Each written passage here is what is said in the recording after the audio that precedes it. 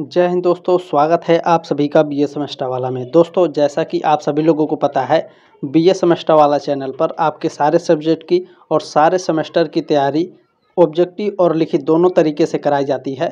तो एक बार चैनल पर विजिट करके ज़रूर देख लें। उसके बाद दोस्तों सब्सक्राइब जरूर कीजिएगा ताकि आप 4th सेमेस्टर, 5th सेमेस्टर और 6th सेमेस्टर में भी मेरे साथ ज़रूर जुड़े रहें। ठीक है दोस्तों, चले आज के इस क्लास के माध्यम से हम लोग कवर करने वाले हैं BA second year 3rd semester political science यानी राजनीति शास्त्र। इसमें आपके पेपर का नाम है पॉलिटिकल प्रोसेस इन इंडिया। ठीक है, भारत में राजनीति प्रक्रिया।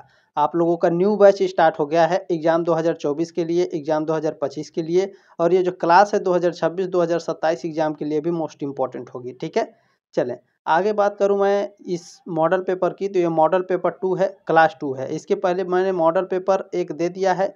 डिस्क्रिप्शन बॉक्स में प्लेलिस्ट का लिंक है, वहाँ पर लिखित और ऑब्जेक्टिव दोनों आपको क्लासेस मिलेंगे। तो जिनका लिखित एग्जाम है वो भी देख लेंगे और जिनका ऑब्जेक्टिव एग्जाम है वो भी देख लेंगे। ठीक है, अच्छा ये मॉडल पेपर 2 है, क्लास 2 है। इसके पहले यानी ये मॉडल पेपर 3 है। ठीक है, ध्यान रखेंगे मॉडल पेपर 3 है। इसके पहले बहुत पहले मैंने लगभग 1.5 महीने पहले भी एक क्लास और कराया था आप लोगों का MCQ, तो उस क्लास को भी आप लोग अटेंड कर लीजिएगा। ठीक है, जो दीनदयाल उपाध्याय गोरखपुर विश्वविद्यालय है, इनका पॉलिटिकल साइंस का जो पेपर कोड है POL 201 है। ठीक है, चले आगे मैं बात करूं, जो बच्चे हमसे कंटिन्यू जुड़े हैं उनको पता होगा कि देखिए ये 100 मोस्ट इंपॉर्टेंट जो क्वेश्चंस होते हैं वो आपके नोट्स मिला करके होते हैं। ठीक है, 100 से भी ज़्यादा क्वेश्चंस हो जाते हैं क्योंकि आपको इस क्लास में नोट्स देखने को मिलते हैं और ये नोट्स बहुत ही इंपॉर्टेंट होते हैं आपके एग्जाम के लिए। नोट्स से कई सारे प्रश्न आपके एग्जाम में पूछे जाते हैं। ठीक है, चले और मैं बात करूं एग्ज़ाम की, तो देखिए नवंबर में आप लोगों का एग्ज़ाम शुरू हो जाएगा अधिकतर कॉलेज का। ठीक है, नवंबर, दिसंबर और जनवरी, फरवरी तक आपका ख़त्म हो जाएगा सभी कॉलेज का। किसी किसी कॉलेज का रहता है कि मार्च तक चला जाता है। ठीक है, चलिए जो दीनदयाल उपाध्याय गोरखपुर विश्वविद्यालय है, डॉक्टर भीमराव अम्बेडकर यूनिवर्सिटी है, राजा महेंद्र प्रताप सिंह स्टेट यूनिवर्सिटी है, सिद्धार्थ यूनिवर्सिटी है, माँ सुकुमारी यूनिवर्सिटी है, बहुत सारे ऐसे यूनिवर्सिटियाँ हैं जहाँ पर आपके ऑब्जेक्टिव एग्जाम होंगे। तो इन सभी कॉलेज के लिए मोस्ट इंपॉर्टेंट ये क्लास है। ठीक है, भारत में आप किसी भी यूनिवर्सिटी से हो, किसी भी राज्य से हो, आप इस क्लास को अटेंड कर सकते हैं। आपको चिंता करने की बिल्कुल भी आवश्यकता नहीं है। आपका सिलेबस सेम है, मैंने सिलेबस भी आपका डिस्कस किया है, डिस्क्रिप्शन बॉक्स में लिंक है, जा करके आपको देखना होगा तो सिलेबस भी देख सकते हैं कि आपको क्या क्या पढ़ना है, कैसे क्या करना है। ठीक है, चले अब आगे बढ़ते हैं। इसमें अब आपके क्वेश्चन की बात करते हैं। तो इसमें आपका पहला क्वेश्चन पूछा गया है, किस प्रथा का समाज में उन्मूलन हो चुका है? दहेज प्रथा का, सती प्रथा का, बाल विवाह प्रथा का या फिर जाति प्रथा का? तो देखिए अभी भी कहीं कहीं बाल विवाह देखने को मिलता है, जाति प्रथा भी देखने को मिलता है, दहेज प्रथा भी, लेकिन सती प्रथा पूर्ण रूप से खत्म हो चुका है। उन्मूलन मतलब क्या हो चुका है? ये पूर्ण रूप से खत्म हो चुका है सती प्रथा। ठीक है, तो बी ऑप्शन आपका राइट है इसमें। चले आगे बढ़ते हैं। इसमें दूसरा प्रश्न आपका क्या पूछा गया है, विश्व सामाजिक न्याय दिवस कब मनाया जाता है? तो यह हर साल 20 फरवरी को विश्व सामाजिक न्याय दिवस मनाया जाता है। ये ऑप्शन आपका राइट है। चलिए अगला प्रश्न देखते हैं आपका क्या पूछा गया है। अच्छा, आप लोग PDF पाना चाहते हैं तो क्या करेंगे? सर जी PDF का हम क्या करेंगे? तो देखिए PDF से क्या होता है, आपका रिवीजन भी होता रहेगा। अभी मैं जब आपको आगे नोट्स पढ़ाऊंगा तो आपको PDF का इम्पोर्टेंट समझ में आएगा, क्योंकि देखिए जो यहाँ पर नोट्स आपको दिए जाते हैं PDF वो बिल्कुल फ्री में दिए जाते हैं, 1 भी रुपये चार्ज नहीं है इसका। तो टेलीग्राम ग्रुप ज्वाइन कर लीजिएगा। अच्छा, वहाँ पर आपकी यूनिवर्सिटी से संबंधित जो भी जानकारी रहती है वो तुरंत अपडेट किया जाता है, क्योंकि जानते हैं वीडियो बनाना पॉसिबल नहीं होता बार बार। तो आपके टेलीग्राम ग्रुप में ही आपके कॉलेज से संबंधित जो भी इन्फॉर्मेशन रहता है, जो भी अपडेट रहता है, तुरंत अपडेट किया जाता है। ठीक है, तो टेलीग्राम ग्रुप जरूर ज्वाइन कर लीजिएगा। अब PDF कहाँ से मिलेगा? वीडियो के ठीक नीचे आपको PDF मिलता है, तो वहाँ से डाउनलोड कर लीजिएगा। आपका रिवीजन भी होता रहेगा, आपको फ्री में सारे नोट्स भी मिल जाएंगे। ठीक है, चले अब यहाँ पर बात करते हैं तीसरे प्रश्न की। तो तीसरा प्रश्न आपको पूछा गया है, विश्व सामाजिक न्याय दिवस किसके द्वारा मनाया जाता है? यूनिसेफ के द्वारा या फिर UNA के द्वारा, ठीक है, या फिर मानवाधिकार आयोग के द्वारा? तो इन तीनों के द्वारा, इन सभी के द्वारा मनाया जाता है। ठीक है, डी ऑप्शन आपका करेक्ट है। चौथा प्रश्न आपका क्या पूछा गया है? चलिए चौथा प्रश्न आपका, विश्व सामाजिक न्याय दिवस किस वर्ष से मनाया जा रहा है? ठीक है, जो विश्व न्याय, मैंने अभी ऊपर आपको क्या पढ़ाया, विश्व सामाजिक न्याय दिवस कब मनाया जाता है? हर साल, तो 20 फरवरी को। अच्छा, यह किस वर्ष से मनाया जा रहा है? ठीक है, ये साल पूछ रहा है। तो साल 2009 से विश्व सामाजिक न्याय दिवस हर साल मनाया जाता है 20 फरवरी को, ठीक है। बी ऑप्शन आपका राइट है, 2009 से इसकी स्टार्टिंग हुई थी। अब यहाँ पर आपके की पॉइंट दिए गए हैं, ध्यान से सुनिएगा। यहाँ से कई सारे प्रश्न आपके एग्जाम में बनेंगे। कैसे बनेंगे सर जी, चलिए देखते हैं। विश्व सामाजिक न्याय दिवस साल 2009 से मनाया जा रहा है, ठीक है सर जी। संयुक्त राष्ट्र महासभा ने 26 नवंबर 2007 को घोषणा की थी कि 20 फरवरी को हर साल विश्व सामाजिक न्याय दिवस मनाया जाएगा। आपके एग्जाम में पूछा जाता है कि विश्व सामाजिक न्याय दिवस की घोषणा कब की गई थी, तो 26 नवंबर 2007 को की गई थी। चले 5 नंबर प्रश्न आपका पूछा गया है, राष्ट्रीय सामाजिक न्याय दिवस कब मनाया जाता है। राष्ट्रीय पूछा है, ठीक है, राष्ट्रीय सामाजिक न्याय दिवस। ध्यान रखेंगे, कंफ्यूज मत होइएगा, 25 सितंबर, ठीक है, 25 सितंबर को मनाया जाता है। ये ऑप्शन आपका राइट है। प्रश्न नंबर 6 आपका पूछा गया है, समाज में आर्थिक असमानता का प्रमुख कारण है। परिश्रम का अंतर है, योग्यता का अंतर है, अवसरों की असमानता है, या प्रयासों का अंतर है। बहुत ही क्रिटिकल सिचुएशन है ये, तो ध्यान रखेंगे। समाज में आर्थिक असमानता, आर्थिक मतलब आप समझ रहे हैं इनकम, ठीक है, तो इनकम की असमानता का प्रमुख कारण है अवसरों की असमानता, ठीक है, यानी आपको मौका नहीं मिल पाता है। तो सी ऑप्शन आपका राइट है। चलिए 7 नंबर प्रश्न आपका पूछा गया है, प्रथम भारतीय महिला संघ का गठन किस नगर में हुआ था। तो यह नगर था आपका मद्रास, ठीक है, बी ऑप्शन आपका राइट है। या ऐसे भी पूछ सकता है, प्रथम भारतीय महिला संघ का गठन किस राज्य में हुआ था, मद्रास में, ठीक है। चले अब यहाँ पर आपका ध्यान रखेंगे, यहाँ से कई सारे प्रश्न बनेंगे। जैसे भारतीय महिला संघ की स्थापना मद्रास के अड्यार में हुई थी। इसकी स्थापना 8 मई 1917 को मार्गरेट ई काजिन्स ने की थी। इसकी पहली अध्यक्ष एनी बेसेंट थी।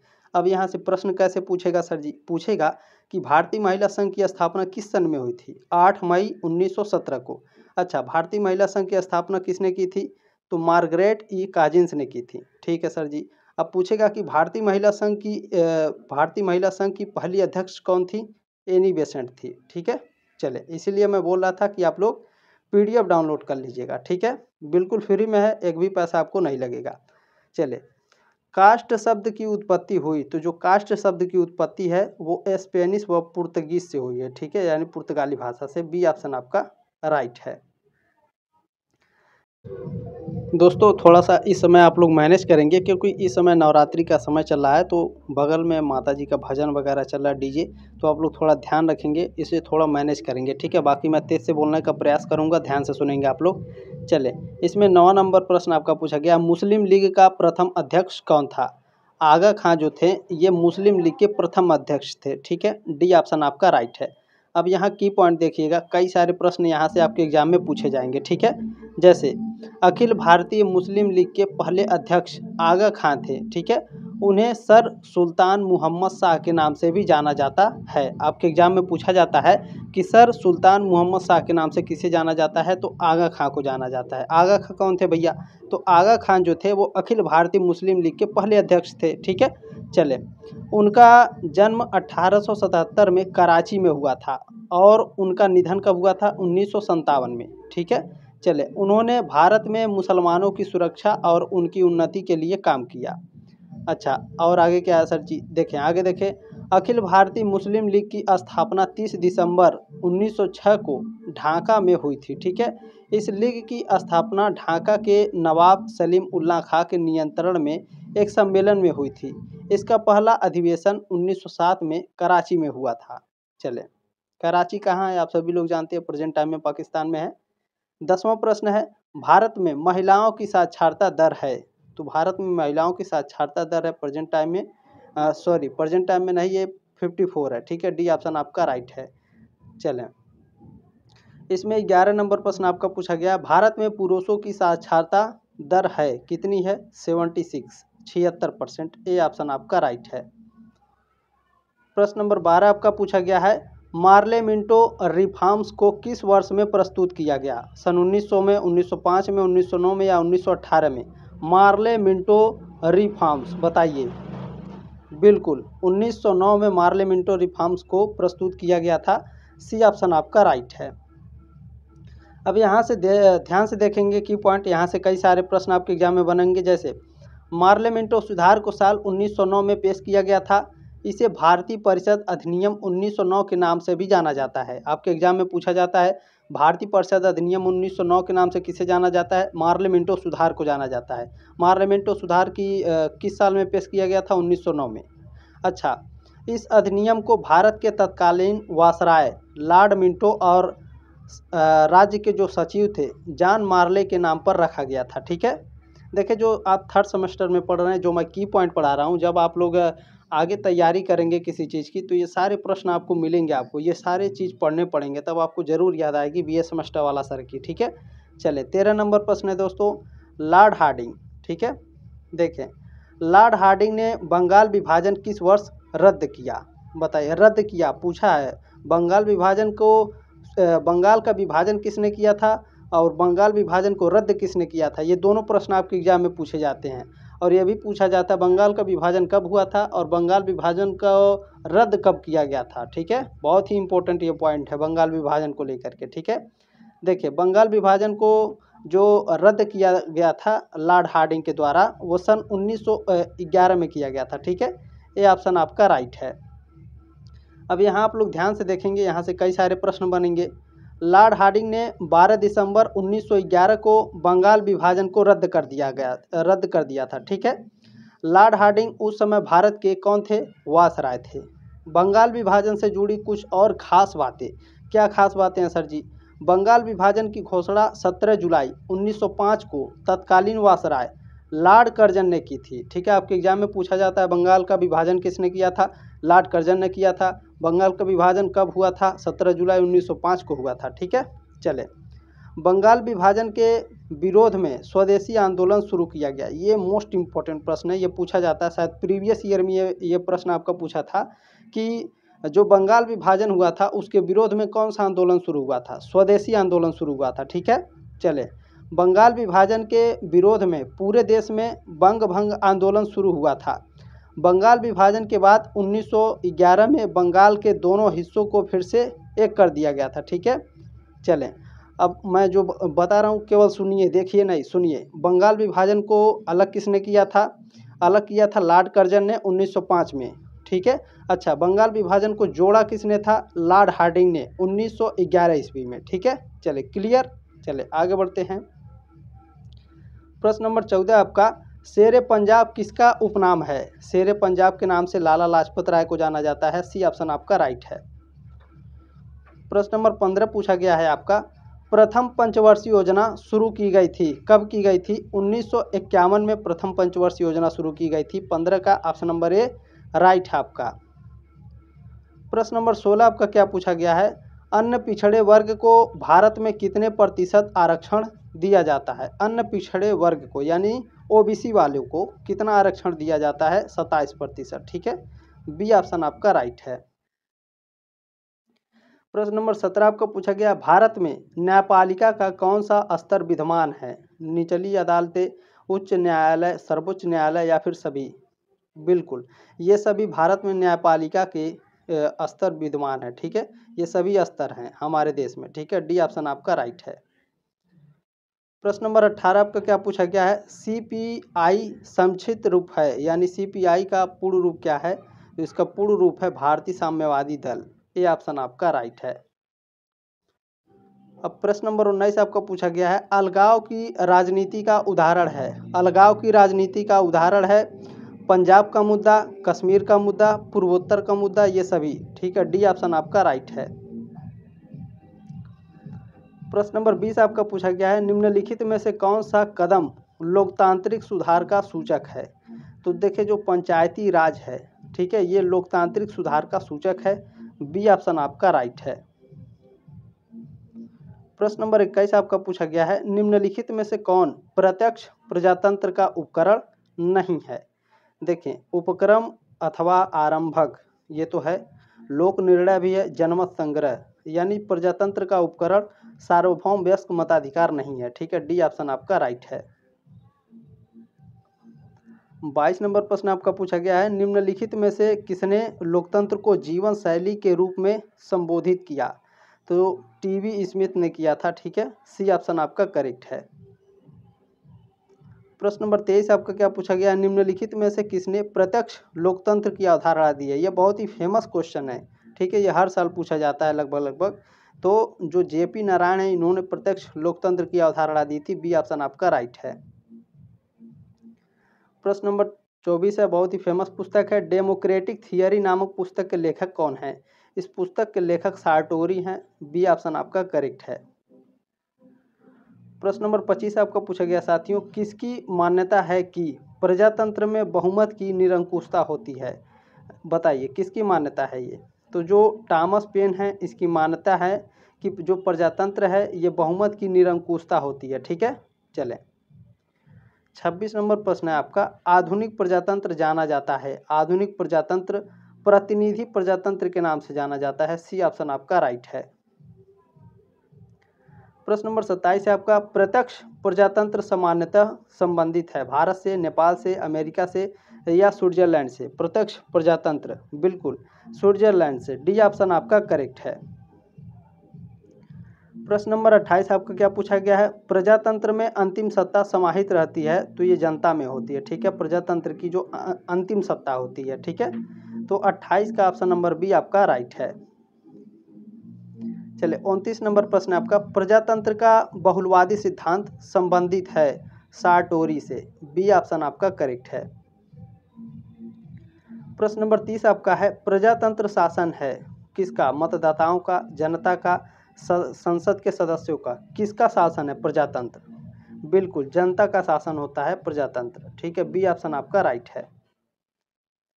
चले 31 नंबर प्रश्न आपका पूछा गया है, आधुनिक युग में प्रत्यक्ष लोकतंत्र कहाँ है। संयुक्त राज्य अमेरिका में, जर्मनी में, फ्रांस में या स्विट्जरलैंड में। कहाँ प्रत्यक्ष लोकतंत्र है भैया प्रेजेंट टाइम में, बताइए। बिल्कुल स्विट्जरलैंड में अभी आधुनिक युग यानी प्रेजेंट टाइम में प्रत्यक्ष लोकतंत्र है स्विट्जरलैंड में, ठीक है।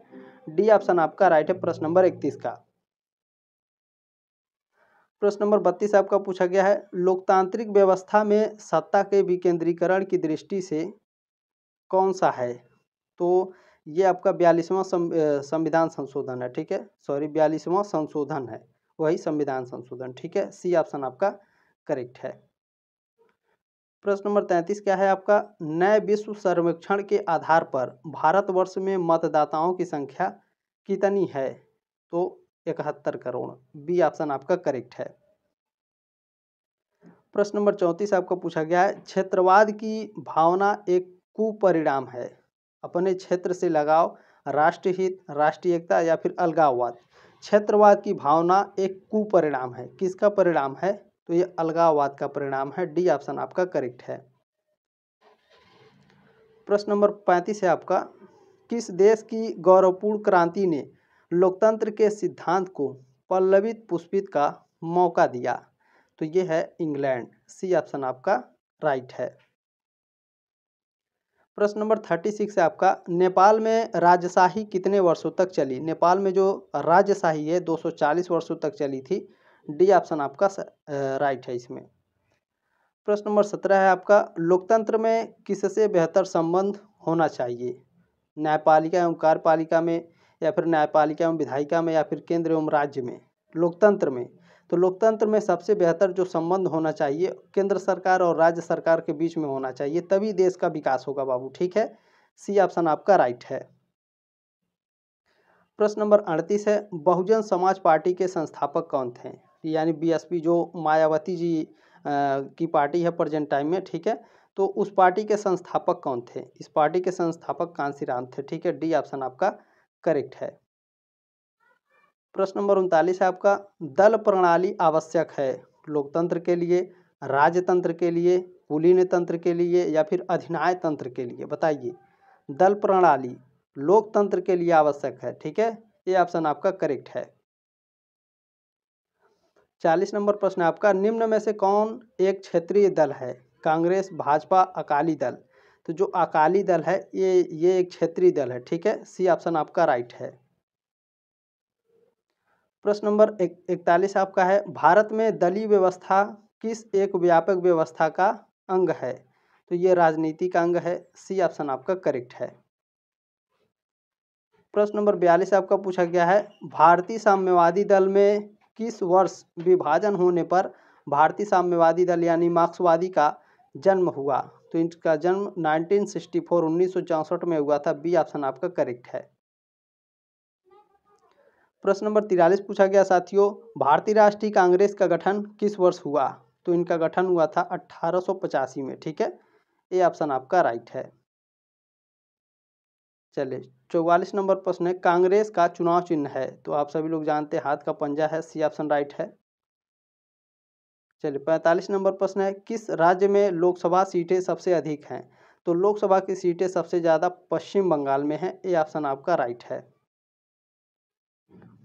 प्रश्न नंबर 46 है आपका, नगर पालिका मंडल के सदस्यों को कहा गया है आयुक्त, मेयर, पार्षद या पंच, यानी सरपंच। ठीक है, नगर पालिका, तो नगर पालिका मंडल के जो सदस्य होते हैं उनको पार्षद कहा जाता है। ठीक है, सी ऑप्शन आपका राइट है। आपके यहाँ भी पार्षद होंगे। ठीक है, ग्राम पंचायत से होंगे तो वहाँ पर आपके प्रधान जी होंगे। ठीक है, 47 नंबर प्रश्न है, भारतीय संविधान के किस भाग के अनुसार पंचायती राज प्रारंभ किया गया था? तो यह प्रारंभ किया गया था चतुर्थ भाग के अनुसार। ठीक है, डी ऑप्शन आपका राइट है। यानी भारतीय संविधान के भाग 4 के अनुसार पंचायती राज प्रारंभ किया गया था। मतलब आपको अच्छे से समझा रहे हैं। देखिए, जो भारत में प्रधानी वाला चुनाव है ये संविधान के किस भाग के द्वारा शुरू किया गया था? तो संविधान के भाग 4 के द्वारा गांव में प्रधानी चुनाव शुरू किया गया था। ठीक है, आपका डी ऑप्शन राइट है। देखिए, थोड़ा सा डीपली समझाना पड़ता है तो थोड़ा स्थानीय भाषा का बोलना जरूरी है। ठीक है, चलिए अब यहाँ से की पॉइंट देखिएगा, कई सारे प्रश्न आपके बनेंगे एग्जाम में। देखें, भारतीय संविधान के भाग 6 के अंतर्गत अनुच्छेद 40 में पंचायती राज व्यवस्था का उल्लेख किया गया है, लेकिन 73वां संशोधन अधिनियम 1992 के माध्यम से पंचायती राज संस्थाओं को संवैधानिक मान्यता दी गई थी। इस संशोधन के बाद भारतीय संविधान में भाग 4 जोड़ा गया, जिसमें पंचायती राज से संबंधित प्रावधान शामिल हैं। अब समझ में आया? भाग 4 में आपके पंचायती राज व्यवस्था से जितने कानून नियम हैं भाग 4 में ही आपके स्थित है। ठीक है, चलें अब पंचायती राज से जुड़ी कुछ खास बातें जो आपके एग्जाम में पूछे जाएंगे। जैसे पंचायती राज व्यवस्था ग्रामीण स्थानीय स्वशासन की प्रणाली है। ठीक है सर जी, पंचायती राज जो शब्द का इस्तेमाल है इसका सबसे पहले पंडित जवाहरलाल नेहरू ने किया था। आपके एग्जाम में पूछा जाता है पंचायती राज शब्द का इस्तेमाल सबसे पहले किसने किया था? पंडित जवाहरलाल नेहरू ने। ठीक है, देखिए पंचायती राज अधिनियम 24 अप्रैल 1993 को लागू हुआ था। आपके एग्जाम में पूछता है पंचायती राज अधिनियम कब लागू हुआ था? 24 अप्रैल 1993। देखिए 2011 से 24 अप्रैल को राष्ट्रीय पंचायती राज दिवस के रूप में मनाया जाता है। ठीक है, आपके एग्जाम में पूछा जाता है पंचायती राज दिवस कब मनाया जाता है? 24 अप्रैल को। इसकी शुरुआत कब से हुई थी? 2011 में। ठीक है, चले राजस्थान के नागौर जिले में 2 अक्टूबर 1959 को पंचायती राज व्यवस्था लागू करने वाला पहला राज्य बना था। ठीक है, आपके एग्जाम में पूछता है पंचायती राज व्यवस्था को लागू करने वाला पहला राज्य कौन सा है? भैया राजस्थान है। ठीक है, कब लागू किया था? 2 अक्टूबर 1959 को। अच्छा, पंचायती राज व्यवस्था में 3 स्तर होते हैं। कौन कौन से भैया? ग्राम स्तर, मध्यवर्ती स्तर और जिला स्तर। प्रश्न नंबर 48 क्या है? 48 नंबर, राजस्थान में 1 लाख से कम जनसंख्या वाले छोटे संक्रमणकालीन नगरीय क्षेत्रों में स्थापना की गई है नगर निगम की, नगर परिषद की, नगर पालिका की या फिर छावनी बोर्ड की। नगर पालिका की स्थापना की गई है जहां 1 लाख से कम जनसंख्या। ठीक है, सी ऑप्शन राइट है 48 का। प्रश्न नंबर 49 देखेंगे क्या पूछा गया है? किसको भारत का उद्धारक व स्थानीय स्वशासन का जनक कहा जाता है? बहुत ही फेमस क्वेश्चन है ये। भारत में स्थानीय स्वशासन का जनक किसे कहा जाता है? इस तरह से भी प्रश्न पूछता है, तो ध्यान रखेंगे लॉर्ड रिपन को भारत का स्थानीय स्वशासन का जनक कहा जाता है। सर जी स्थानीय स्वशासन क्या होता है? बार बार हम लोग सुनते हैं स्थानीय स्वशासन, ये है क्या स्थानीय स्वशासन? स्थानीय स्वशासन का मतलब होता है खुद का शासन। ठीक है, चले यानी भारत में जो गुलाम थे उनके द्वारा अब भारत पर जो शासन किया जाएगा वो स्थानीय शासन हो गया। ठीक है, जैसे देखें लॉर्ड रिपन को भारत में स्थानीय स्वशासन का जनक माना जाता है। लॉर्ड रिपन ने 1882 में स्थानीय स्वशासन अधिनियम पारित किया था। माना जाता है कि उन्होंने स्थानीय स्वशासन की स्थापना करके भारतीयों को आज़ादी का पहला स्वाद चखाया था। अब समझ में आया स्थानीय स्वशासन क्या है। इन्होंने स्थानीय स्वशासन लाया था 1882 में, लॉर्ड रिपन ने। इन्होंने जो स्थानीय स्वशासन लाया था, ये भारतीयों ने फील किया कि स्थानीय स्वशासन मेरा खुद का शासन है भैया, ठीक है, या अब मैं शासन करूंगा भारत पे। चलें, प्रश्न नंबर 50 क्या है आपका, आधुनिक पंचायती राज व्यवस्था का जनक किसे कहा जाता है? बताइए। राजीव गांधी को कहा जाता है, सरदार पटेल को भी, जवाहरलाल नेहरू को भी, लेकिन जो मोस्ट इम्पोर्टेंट व्यक्ति थे वो राजीव गांधी थे प्रेजेंट टाइम में, ठीक है। बी ऑप्शन आपका राइट है। अब प्रश्न नंबर 51 आपका पूछा गया है, 51 number, my picture of free India नामक पुस्तक किसकी है? तो ये जो पुस्तक है, ये जो बुक है, महात्मा गांधी की है। सी ऑप्शन आपका राइट है। चलें, अब ध्यान रखेंगे इसका प्रकाशन भी पूछता है। My picture of free India नामक किताब महात्मा गांधी की है। यह किताब साल 1965 में भारतीय विद्या भवन बॉम्बे ने प्रकाशित की थी। यह किताब अंग्रेजी में है और इसमें 230 पेज है कुल, ठीक है। चलें, इसका इतिहास, भूगोल, जियोग्राफी मैं सब बता दूंगा, एक भी नहीं छोड़ूंगा, ठीक है। चलिए, 52 नंबर प्रश्न है, किसने पंचायती राज को आधुनिक लोकतंत्र की पाठशाला कहा है? किसने कहा है भैया? जवाहरलाल नेहरू ने। सी ऑप्शन आपका राइट है। चलिए, 53 नंबर प्रश्न है, ग्राम राज्य के पक्षधर कौन थे? बताइए कौन थे? गांधी जी। ए ऑप्शन आपका राइट है। प्रश्न नंबर आपका 54, 54 नंबर है, किस अनुच्छेद में पंचायतों का उल्लेख किया गया है? अनुच्छेद 40 में। ए ऑप्शन राइट है आपका। सर जी, पंचायतों का उल्लेख अनुच्छेद 40 में किया गया है, तो अनुच्छेद 40 में कहा क्या गया है पंचायतों के लिए? चलिए बताते हैं क्या कहा गया भैया। देखिए, अनुच्छेद 40 में कहा गया है, देखिए अनुच्छेद में ग्राम पंचायतों के संगठन का उल्लेख है। इसमें कहा गया है कि भारतीय राज्य ग्राम पंचायतों को संगठित करने के लिए कदम उठाएंगे, ठीक है। यानी जो राज्य है, और राज्य में जो गांव है, वो भारतीय राज्य के द्वारा गांवों को कंट्रोल किया जाएगा और वहां पर चुनाव कराया जाएगा, ठीक है, ये कहा गया है। चले, यानी पूरी जिम्मेदारी राज्य की होगी, ठीक है। चले, समुदाय विकास कार्यक्रम कब प्रारंभ किया गया? तो इसको प्रारंभ किया गया था 1952 में, 1952 में। ये ऑप्शन आपका राइट है प्रश्न नंबर 55 का। अब यहाँ पर ध्यान रखेंगे, देखिए सामुदायिक विकास कार्यक्रम यानी CDP की शुरुआत 2 अक्टूबर 1952 को हुई थी। यह कार्यक्रम भारत सरकार ने महात्मा गांधी के जन्मदिन पर शुरू किया था। यह ग्रामीण विकास के इतिहास में एक महत्वपूर्ण कीर्तिमान था। प्रश्न नंबर 56 क्या है आपका, कौन पंचायती राज की 3 स्तरीय व्यवस्था के अंतर्गत नहीं है? जिला स्तर, ग्राम स्तर, प्रखंड स्तर या तहसील? तो तहसील नहीं आता है, ठीक है। डी ऑप्शन आपका राइट है प्रश्न नंबर 56 का। चलिए, 57 नंबर प्रश्न है आपका, पंचायती राज की आधारशिला है, जो पंचायती राज व्यवस्था है, सॉरी पंचायती राज है, इसकी आधारशिला क्या है? ग्राम सभा होती है, ग्राम पंचायत, पंचायत समिति या जिला परिषद? बताइए। बिल्कुल, ग्राम सभा होती है पंचायती राज की आधारशिला। ये ऑप्शन आपका राइट है। प्रश्न नंबर आपका 58 पूछा गया, पंचायत समिति का मुख्य निष्पादक होता है प्रधान, सरपंच, जिला प्रमुख, विकास खंड, जो खंड विकास पदाधिकारी होता है, ये पंचायत समिति का मुख्य निष्पादक होता है। डी ऑप्शन आपका राइट है। प्रश्न नंबर 59 आपका पूछा गया है, जिला परिषद का मुख्य कार्य है। जिला परिषद का मुख्य कार्य होता है समन्वय एवं पर्यवेक्षण। सर जी, हम शुरू से पढ़ते आ रहे हैं समन्वय और पर्यवेक्षण, तो समन्वय और पर्यवेक्षण होता क्या है? बताइए। अच्छा भैया, चलिए समन्वय और पर्यवेक्षण बताते हैं क्या है। देखिए, समन्वय का मतलब होता है लोगों या समूहों को संगठित करके उन्हें एक साथ काम करने के लिए प्रेरित करना। अब पर्यवेक्षण का मतलब क्या है सर जी? तो किसी काम, प्रक्रिया या गतिविधि को बिना किसी टीका टिप्पणी या हस्तक्षेप के ध्यान से देखना, इसे अंग्रेजी में ऑब्जर्वेशन कहते हैं। पर्यवेक्षण करने वाले व्यक्ति को क्या बोला जाता है? पर्यवेक्षक, ठीक है। उम्मीद है आपको समझ में आ गया होगा। अब आप कभी नहीं भूलेंगे कि समन्वय और पर्यवेक्षण होता क्या है। प्रश्न नंबर 60 है, पंचायती राज संस्थाओं के उच्चतम स्तर पर कौन है पंचायती राज व्यवस्था में? पंचायती राज संस्थाओं में उच्चतम स्तर पर कौन होता है? तो ये ग्राम सभा और पंचायत होते हैं। ठीक है, ये ऑप्शन आपका राइट है। उम्मीद है साथियों आपको क्लास अच्छा लगा होगा, जानकारी भी अच्छी लगी होगी। तो जानकारी अगर अच्छी लगी है तो इसे व्हाट्सएप पर जरूर सेंड करेंगे अपने साथियों के साथ। सब्सक्राइब जरूर कीजिएगा ताकि आप 4th सेमेस्टर, 5th सेमेस्टर और 6th सेमेस्टर में भी मेरे साथ जुड़े रहें। जल्दी मिलते हैं आपके मॉडल पेपर 3 में, तब तक के लिए जय हिंद, वंदे मातरम।